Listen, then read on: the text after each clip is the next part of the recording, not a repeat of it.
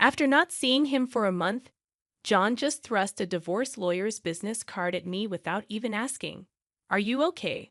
Or how are you feeling divorcing a wife who doesn't work? Pay me $1,000 a month as alimony. Sounds good. Take care." John chuckled as he said this, standing beside him. Emily was wrapping her arm around his, wearing a similar smug expression. "Fine, let's divorce then." I said it so casually that John seemed a bit surprised, but he quickly shared his smile with Emily. Good thing John isn't much of a thinker. It makes my plan easier to execute. After the divorce papers got approved, I decided to start my revenge plan on both of them. I will make them cry as a celebration of my recovery. My name is Sarah Wolf. I'm a 47-year-old illustrator. I'd also work as a children's book author. I just love drawing. I have two childhood friends, John and Emily. They're important friends to me, and John is also my husband. It all started when John asked me out as I was heading to a different college after high school. I was surprised. I thought he was into Emily, but I couldn't say no to a confession from John, whom I had secretly liked. After some thought and consultation with Emily, I accepted John's proposal. Emily's behavior had been a bit problematic since teens, but she was still a dear friend to both John and me. However, Emily had a tendency to snatch other people's boyfriends and then dump them once they became obsessed with her, causing problems time and again. Her parents were concerned, so John and I often spent time with her to watch over her. John and I got married when we were 25, 4 years later. Emily brought her fiancé into our lives. His name was George, a professional working for a top-tier company. Nice to meet you, Sarah and John. I've heard so much about you. Looking forward to our future together. George was very polite, and we all got along immediately. We would get together during holidays and vacations, taking trips or going on long train rides to enjoy some drinks. However, things started falling apart after Emily got pregnant 2 years into her marriage. John and I originally had many siblings, so there was no worry about an heir. So we decided we didn't need children. Both of us loved kids, but weren't keen on actively caring for them. Besides, we loved our freedom to travel and enjoy drinks. We often found it heartwarming to see families with children, but it was never more or less than that. When Emily announced her pregnancy, John's attitude started to change. He quit smoking because Emily said she couldn't stand the smell, and even offered to drive her to doctor's appointments using his vacation days. I warned him, "George might get upset if you're always with Emily." But John argued back, "You have work, don't you? She's our childhood friend, and she's reaching out for help. You're heartless." I said, "I've been buying things and helping where I can, but going with her to the obstetrician is crossing the line." When I said that, John frowned, and then he glared at me. "Why?" "Because Emily wants it, right? She says she's anxious about the checkup. I can't just let her go alone if she's anxious. All the more reason for George to go with her, right? If you go with her every time, it's almost like you're the father of the baby in her belly. John, jealous? You're not going to get pregnant anyway, so what's the problem?" He didn't take my concerns seriously, and instead started to snap, saying I was being annoying. We had hardly ever had a fight during our marriage, but things changed when Emily got pregnant. Our arguments increased, and that didn't change even after Emily gave birth. In fact, John started spending even more time with Emily and their child, Emma. But when Emma was 6, an incident occurred. It had to do with the attendees of Emma's graduation ceremonies. The day before the graduation, John suddenly started rummaging through the closet. "John, what are you doing? Have a meeting tomorrow."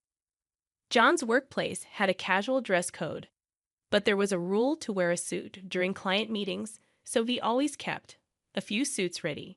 But they were all thrown on the bed now. "Ah, no, just trying to decide what to wear for the graduation ceremony." "What? You're seriously thinking of attending the graduation?" "Yeah, George, can't make it. Emily asked me." "Wait, that's absurd. No matter how you look at it, I inadvertently raised my voice in denial. Immediately, John's face turned sour. I knew he occasionally picked Emma up from kindergarten, and I had done so myself when asked. Yet it was nonsensical for a childhood friend who wasn't even a biological parent to attend a graduation ceremony. What? You still doubt me and Emily? I'm disappointed that you can't even help out. That's not the point. Point anyway. I'm attending the graduation tomorrow, so iron a shirt properly. John said that and abruptly ended the conversation, leaving me behind and going to the bedroom. I had no choice but to call Emily. Hello, Emily. About tomorrow. Sorry about tomorrow. I'm borrowing John. But won't George be upset about the graduation attendance, Sarah? What are you talking about? Obviously, I haven't told George that the graduation is tomorrow. I'll tell him after the ceremony. I was shocked to learn that George didn't know about the graduation schedule. Upon further questioning, it seemed that Emily hadn't informed George about any of the kindergarten events so far, and John had been acting as the father at the kindergarten, which made me dizzy with its selfishness. Wait a minute, Emily. Isn't that extremely unreasonable? It's disrespectful to George, and just because he's a childhood friend, eh? What's wrong? Sarah, you're scary. Well, see you tomorrow. Wait, Emily. I was trembling with anger at Emily, who unilaterally hung up the phone. Still, in the end, I ironed a shirt, prepared a tie, and the next morning saw John off to Emma's graduation ceremony. Since then, Emily and John started going out more frequently, from once a month to once a week, and then to 3 times a week. Eventually, even George seemed to have some suspicions, and one day, while John and Emily were out, he visited our house alone. I'm sorry for visiting you late at night. There's something that's been bothering me. Is it about the 2 of them? Yes, I would like you to take a look at this. George showed me the GPS history he had installed in Emily's car. It showed that she had been staying at a hotel 3 times a week. All of those days, she was out with John, and just by looking at George's face, I understood what that meant. What do you want to do, George? I want to take revenge on those 2. Me too. I can't forgive them for betraying us after all this time. We started planning our revenge on them secretly. First, I started by increasing my income because I had been saving by doing housework and taking care of Emma. My income had drastically decreased. George switched to working from home. And when Emily and John would go out, he would bring Emma to my house, and we would take care of her together. Neither Emily nor John realized that we knew about their relationship, and we were able to gather solid evidence. Once we had collected enough evidence and were ready to take our revenge, we discovered a shocking truth about Emma. George and I struggled with the decision, but we both agreed that we didn't want to hurt young Emma, so we decided to wait until she was an adult to take our revenge. However, even though we decided to endure for 10 years, I was struck with a serious illness. I needed long-term hospitalization, and even at best, I wouldn't be discharged for at least 2 years. Although I could work from the hospital room, it was certain that I would have to reduce my workload. After informing George about the situation, I consulted John. However, John's reaction was no different from when we were making small talk. I'll visit you once in a while. I felt that John no longer had any affection for me, as he didn't even ask about my condition or the name of the disease. In reality, John only visited once a month or once every 2 months, and after Emma's 15th birthday, she started acting strangely. Although she used to visit me almost every day right after I was hospitalized, she became distant after her 15th birthday. However, neither George nor I could figure out why, and we were puzzled. Even when we asked Emma, she just said, "Don't worry about it." However, we ended up learning the reason from John, who rarely showed up. Hey, it's been a while. Yeah, it has. John, who had completely transformed into a flashy appearance, walked in without even knocking. After not seeing him for a month, John just thrust a divorce lawyer's business card at me without even asking. Are you okay? Or how are you feeling divorcing a wife who doesn't work? Pay me $1,000 a month as alimony. That's the deal. So take care, John said, grinning from ear to ear. Beside him, Emily wrapped her arms around John's with a similar expression on her face. Fine, let's divorce then, I casually agreed, which seemed to surprise John for a moment. But he quickly exchanged smiles with Emily. It was good that John wasn't the type to think too deeply. That's why my plan worked so well. After receiving a notification that the divorce was finalized from John, I decided to start my revenge plan against the two of them. I will make them cry as a celebration of my recovery. I promptly started to take action. First, I contacted George to transfer hospitals. Then I informed my lawyer that they would be mediating between the two parties from now on. George also began to act at the same time. He moved near my new hospital with Emma, and he started to visit me frequently. Emma still had a gloomy expression, but I was happy that she came to see me every day. Most of my belongings were already in the hospital room. So I told John to dispose of the rest. I didn't want to bring anything that the two of them might have touched into my new life. Once the hospital transfer and George and Emma's move settled down, I received a call from John. I had only left my seat for a few minutes, but my smartphone already showed 30 missed calls. I answered the phone, feeling exasperated. What? Hey, what the hell is going on? I could hear the voice of a troubled real estate agent behind John's panicked voice. I also heard Emily yelling, which made me feel sick. What do you mean? What's going on? It's obviously about the house. Why do we have to move out? John shouted at me as if it wasn't his fault at all. I replied to him coolly, obviously because that's my house. Huh. John seemed to have completely forgotten. But the truth was the house we lived in was a room I rented as a workspace. When I started to make a living as a freelancer, at that time, I didn't have enough income to maintain two houses, and John didn't have enough income to live alone. So he ended up moving into my place. Therefore, Jan had never paid the rent or utility bills for that room. Although I received some money from him for living expenses, it wasn't enough to maintain the place. Unfortunately, that room was already canceled. It was far from the hospital I transferred to, so I had processed the cancellation the day after submitting the divorce papers. I didn't inform him because the real estate agent who knew the situation said they would contact him. George and Emma suddenly disappeared, and our house was sold. What are we going to do about our new house? I don't know. Maybe stay in a business hotel for now. As I turned on the speaker and started working, John yelled in frustration, "Don't screw with me." However, he seemed to remember something and started speaking in a more soothing tone. Well, whatever. When will you transfer the money? We're running low on cash. What are you talking about? Huh? Don't mess around. I told you to pay $1,000, didn't I? Oh, I don't recall agreeing to that. My nonchalant response was met with incoherent screaming from John on the other end of the phone. Apparently, he thought he could get money from me and had been squandering it. Even if he had $1,000 left, how did he plan to get by for the rest of the month? Hey, don't just stay silent. Say something. There's really nothing to talk about.